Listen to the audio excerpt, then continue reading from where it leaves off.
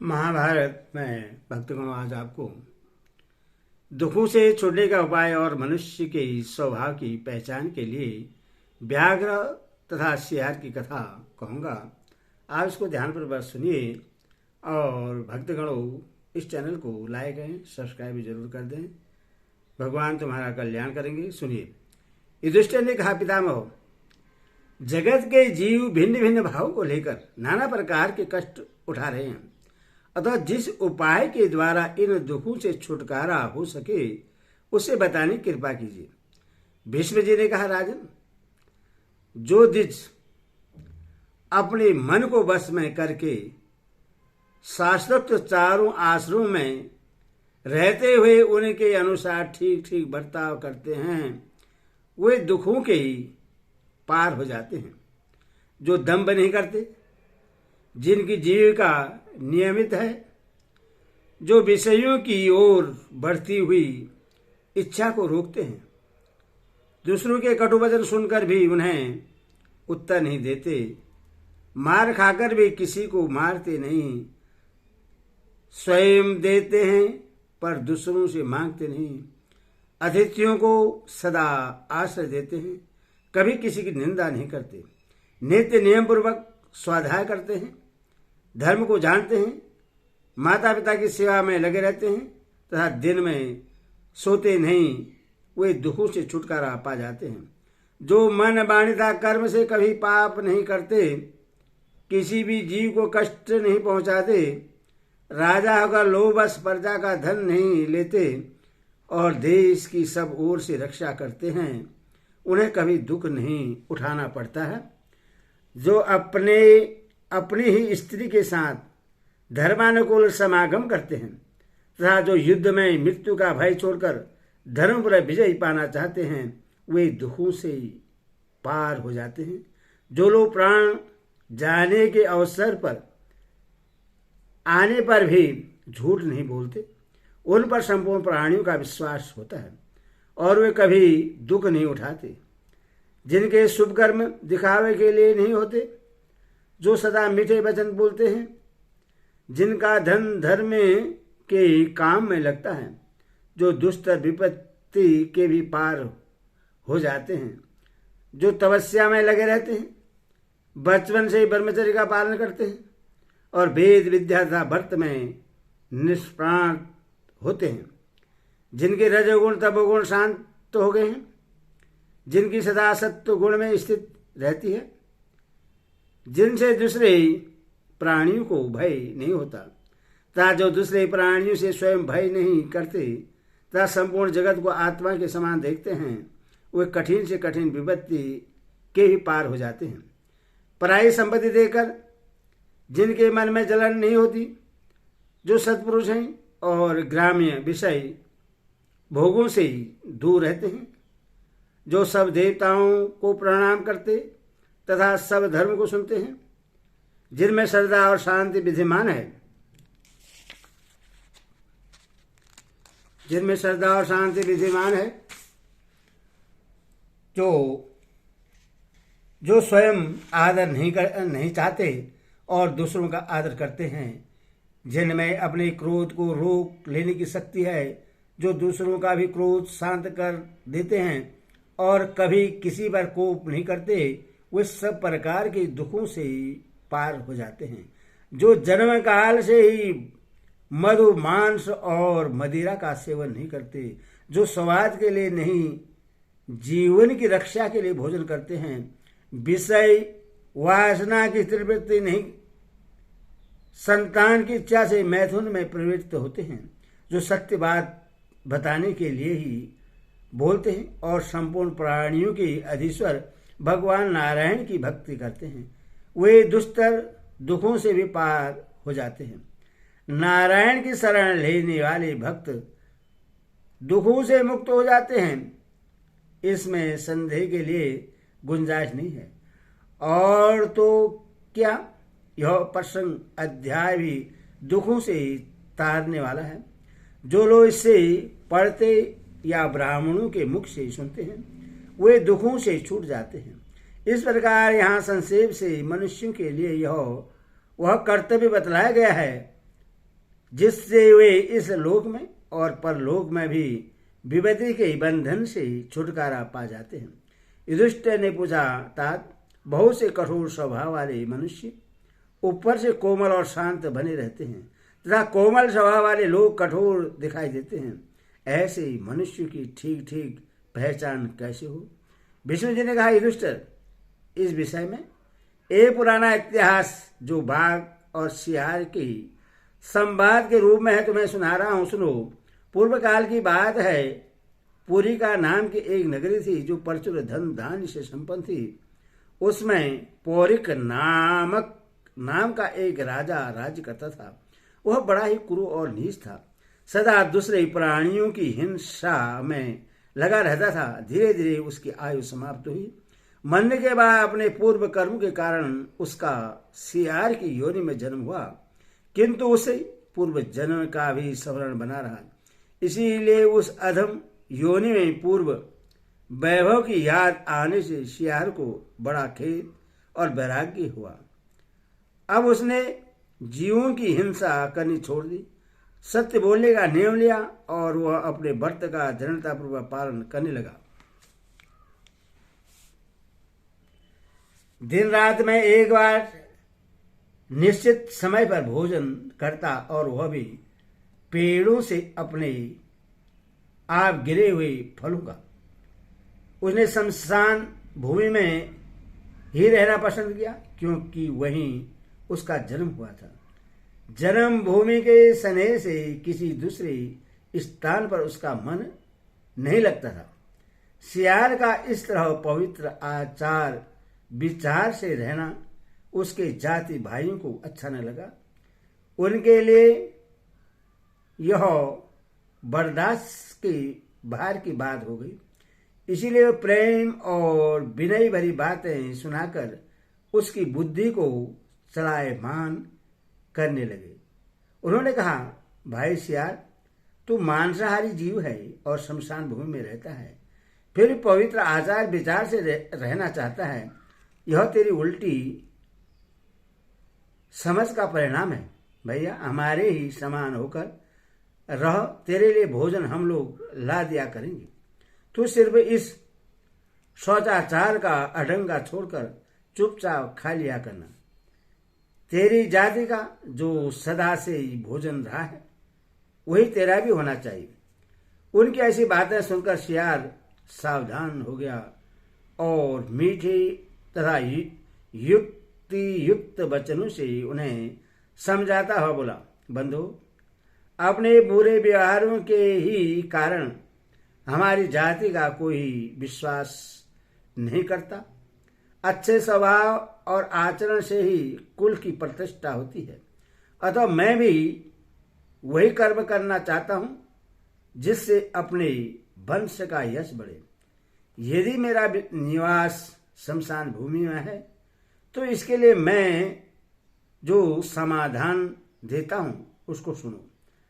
आश्रम कुटी बनाकर रहना ही धर्म में कारण हो, ऐसी बात नहीं है। कोई भी शुभ कर्म आत्मा की प्रेरणा से ही होता है। आश्रम में रहकर ही यदि कोई गौ की हत्या करे तो क्या उसे पाप नहीं लगेगा? अथवा आश्रम से अलग शमशान आदि स्थानों में ही यदि कोई गोदान करे तो क्या वह व्यर्थ हो जाएगा? उससे पुण्य नहीं होगा? तुम लोगों की जीविका असंतोष से पूर्ण निंदनीय धर्म की हानि के कारण दूषित तथा इस लोक और परलोक में अनिष्ट फल देने वाली है। इसीलिए मैं उसे पसंद नहीं करता। सियार के आचार विचार की चर्चा चारों ओर फैल गई। तदनंतर एक व्याघ्र ने स्वयं आकर उसका विशेष सम्मान किया और उसे शुद्ध तथा बुद्धिमान समझकर अपना मंत्री तत्व स्वीकार करने के लिए उससे प्रार्थना की। व्याघ्र बोला, सौम्य, मैं तुम्हारे स्वरूप से परिचित हूं। तुम मेरे साथ चलकर रहो और मन माने भोगना। एक बात तुम्हें सूचित कर देते हैं, हमारी जाति का स्वभाव कठोर होता है। यह दुनिया जानती है। यदि तुम कोमलतापूर्वक व्यवहार करते हुए मेरे हित साधन में लगे रहोगे तो तुम्हारा भी भला होगा। सियार ने कहा, मृगराज, आपने मेरे लिए जो बात कही है वह सर्वदा आपके योग्य है तथा आप जो धर्म और अर्थ साधनों में कुशल एवं शुद्ध स्वभाव वाले सहायक ढूंढ रहे हैं यह भी उचित है। महाभाग, इसके लिए आपको चाहिए कि जिनका आपके प्रति अनुराग हो, जिन्हें नीति का ज्ञान हो, जो संधि करने में कुशल, विजयाभिलाषी, लोभ रहित, बुद्धिमान, हितैषी तथा उदार हृदय वाले हों, ऐसे व्यक्तियों को सहायक बनाकर पिता और गुरु के समान उनका आदर करें। आप मेरे लिए जो सुविधाएं दे रहे हैं उनकी मुझे इच्छा नहीं है। मैं सुख भोग तथा उनके आधारभूत ऐश्वर्य को नहीं चाहता। आपके पुराने नौकरों के साथ मेरा स्वभाव ही नहीं मिलेगा। वे दुष्ट प्रकृति के जीव हैं, आपको मेरे विरुद्ध भड़काया करेंगे। उनका प्रताप बड़ा हुआ है अतः उनको मेरे अधीन होकर रहना अच्छा नहीं मालूम होगा। इधर मेरा स्वभाव ही कुछ विलक्षण है। मैं पापियों पर भी कठोरता का बर्ताव नहीं करता। दूर तक की बात सोचता हूँ। मेरा उत्साह कभी कम नहीं होता। मुझ में बल की मात्रा भी अधिक है। मैं स्वयं कृतार्थ हूँ और प्रत्येक कार्य सफलता के साथ कर सकता हूँ। किसी की सेवा टहल का तो मुझे बिल्कुल ज्ञान नहीं है। स्वच्छंदतापूर्वक वन में विचरता रहता हूँ। मेरे जैसे वनवासी का जीवन आसक्त रहित और निर्भय होता है। एक जगह बेखट के पानी मिलता हो और दूसरी जगह भय देने वाला स्वादिष्ट अन्न प्राप्त होता हो। इन दोनों को यदि विचार करके देखता हूं तो मुझे वहां ही सुख जान पड़ता है जहां कोई भय नहीं है। राजा के पास रहने में सदा भय ही भय है। राजसेवकों से जितने लोग दूसरों के लगाए हुए झूठे कलंक के कारण राजा के हाथ से मारे गए हैं, उतने सच्चे अपराधों के कारण नहीं। मृगराज, यदि मुझ में मंद तत्व का कार्य लेना ही हो तो मैं आपसे एक शर्त करना चाहता हूं। उसी के अनुसार आपको मेरे साथ बर्ताव करना पड़ेगा। मेरे हाथ में व्यक्तियों का आप सम्मान करें, उनकी हितकारी बातें सुने। मैं आपके दूसरे मंत्रियों के साथ कभी परामर्श नहीं करूंगा। एकांत में सिर्फ आपके साथ अकेला ही मिलूंगा और आपके हित की बातें बताया करूंगा। आप भी अपने जाति भाइयों के कामों में मुझसे हिताहित की बात न पूछेगा। मुझसे सलाह करने के बाद यदि आपके पहले के मंत्रियों की भूल भी साबित हो तो उन्हें प्राणदंड न दीजिएगा तथा कभी क्रोध में आकर मेरे आत्मजनों पर भी प्रहार न कीजिएगा। शेर ने ऐसा ही होगा कहकर सियार का बड़ा आदर किया। सियार ने भी उसका मंत्री होना स्वीकार कर लिया। फिर तो उसका बड़ा स्वागत सत्कार होने लगा। प्रत्येक कार्य में उसकी प्रशंसा होने लगी। यह सब देख सुनकर पहले के सेवक और मंत्री जल भून गए। सब उसके साथ द्वेष करने लगे। उनके मन में दुष्टता भरी थी, इसीलिए वे झुंड बांधकर बारंबार सियार के पास आते और अपनी मित्रता जताते हुए उसको समझा बुझाकर अपने ही समान दोषी बनाने की कोशिश करते थे। सियार के आने से पहले उनकी रहन सहन कुछ और ही थी। दूसरों की वस्तु छीनकर स्वयं उसका उपभोग करते थे, किंतु अब उनकी दाल नहीं गलती थी। वे किसी का भी धन लेने में असमर्थ थे, क्योंकि सियार ने उन पर बड़ी कड़ी पाबंदी लगा रखी थी। वे चाहते थे सियार भी डिग जाए, इसलिए तरह तरह की बातों से उससे फुसलाते और बहुत सा धन देने का लोभ दिखाते थे। मगर सियार बड़ा बुद्धिमान था, वह उनके चकमे में नहीं आया। उसने धैर्य नहीं छोड़ा। तब उन नौकरों ने उसका नाश करने की सबज खाई और सब मिलकर इसके लिए प्रयत्न करने लगे। एक दिन उन्होंने शेर के खाने के लिए जो मांस तैयार करके रखा गया था उससे उसके स्थान से चुरा लिया और सियार की माद में ले जाकर रख दिया। सियार ने मंत्री पद पर आते समय शेर से पहले ही ठहरा लिया था कि राजन, यदि तुम मोह से मित्रता चाहते हो, यदि तुम मुझसे मित्रता चाहते हो तो किसी के बहकावे आकर मेरा विनाश न करना। उधर शेर को जब भूख लगी और वह भोजन के लिए उठा तो उसके खाने के लिए रखा हुआ मांस नहीं दिखाई पड़ा। शेर ने चोर का पता लगाने के लिए नौकरों को आज्ञा दी। तब जिनकी यह करतूत थी उन्हीं लोगों ने शेर से उस मांस के बारे में बताया। महाराज, अपने को बड़ा बुद्धिमान और पंडित मानने वाले सियार महोदय ने ही आपके मांस का अपहरण किया है। सियार की यह चपलता सुनकर शेर गुस्से से भर गया और उसको मार डालने का विचार करने लगा। उस समय सियार के प्रतिकूल कुछ कहने का मौका देकर पहले के मंत्री लोग शेर से कहने लगे, राजन, यह तो बातों से ही धर्मात्मा बना हुआ है, स्वभाव का बड़ा कुटिल है, भीतर का पापी है, मगर उस ऊपर से धर्म का ढोंग बनाए हुए है। उसका सारा आचार विचार दिखावे के लिए है। यह कहकर वे क्षण भर में ही उस मांस को सियार की मार से उठा ले आए। शेर ने उनकी बातें सुनी और जब निश्चय हो गया कि सियार ही मांस ले गया था तो उसने उसको मार डालने की आज्ञा दे दी। शेर की यह बात जब उसकी माता को मालूम हुआ, शेर की यह बात जब उसकी माता को मालूम हुई तो वह हितकारी वचनों से उससे समझाने के लिए आई और कहने लगी, बेटा, इसमें कुछ कपटपूर्ण षड्यंत्र हुआ जान पड़ता है। तुम्हें इस पर विश्वास नहीं करना चाहिए।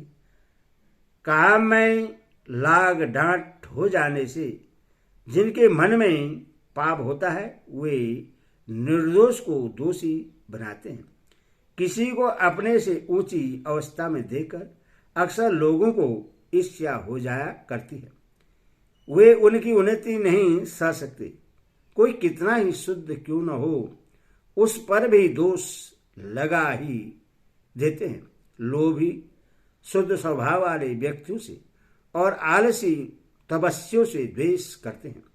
इसी प्रकार मूर्ख लोग पंडितों से, दरिद्र धनियों से, पापी धर्मात्माओं से और कुरूप रूपवानों से ढा रखते हैं।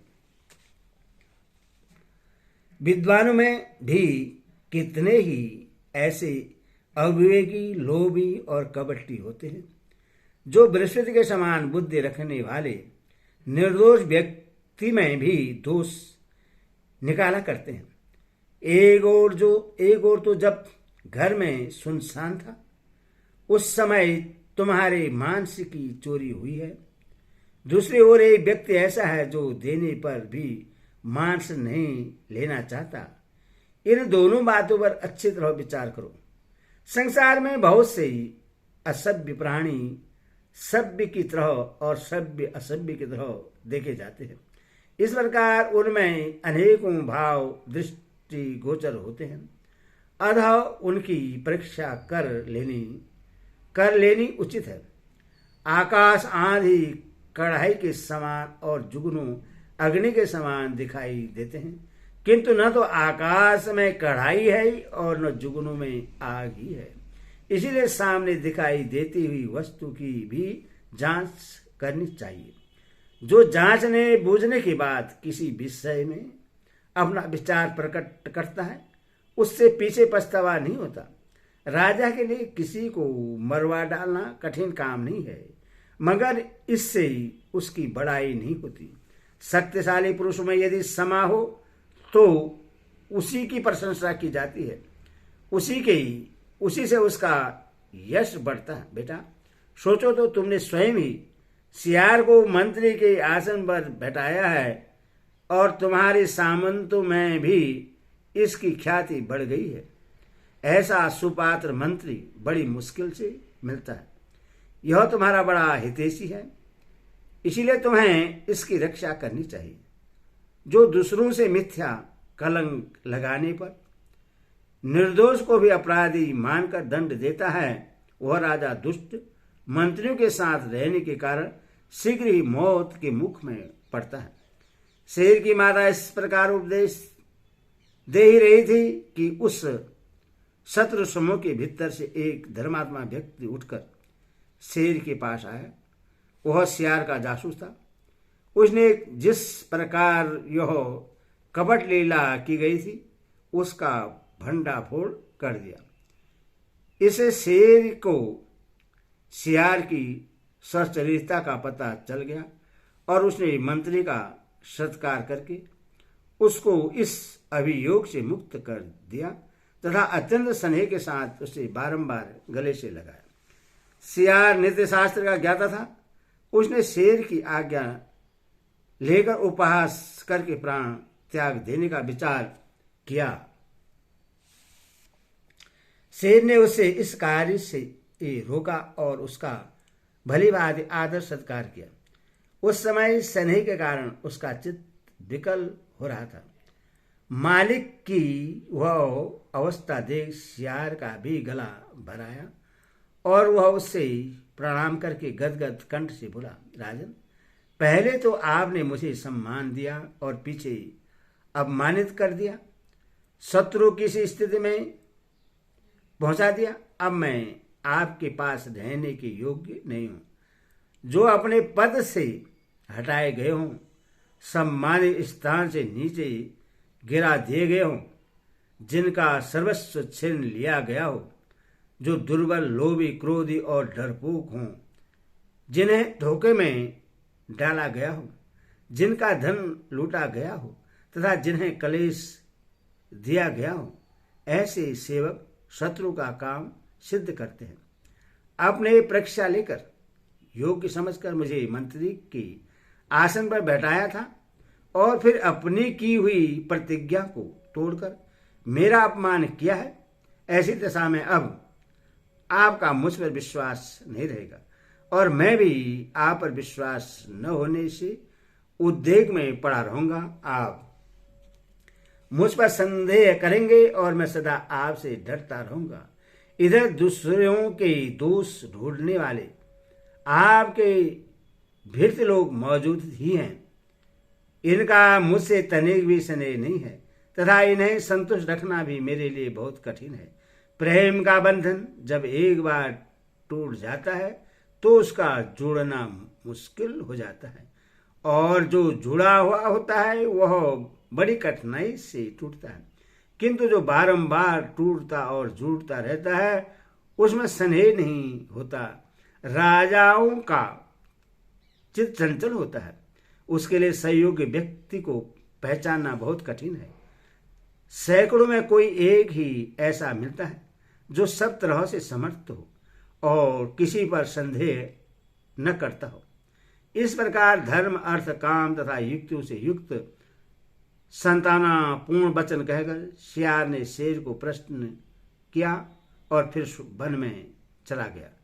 यह बड़ा बुद्धिमान था, इसीलिए शेर की अनुनय विनय न मानकर मृत्यु पर्यंत निराहार रहने का व्रत ले एक स्थान पर बैठ गया और अंत में शरीर त्याग कर स्वर्ग धाम में जा पहुंचा। हरि ओम दर्शन हरि ओम।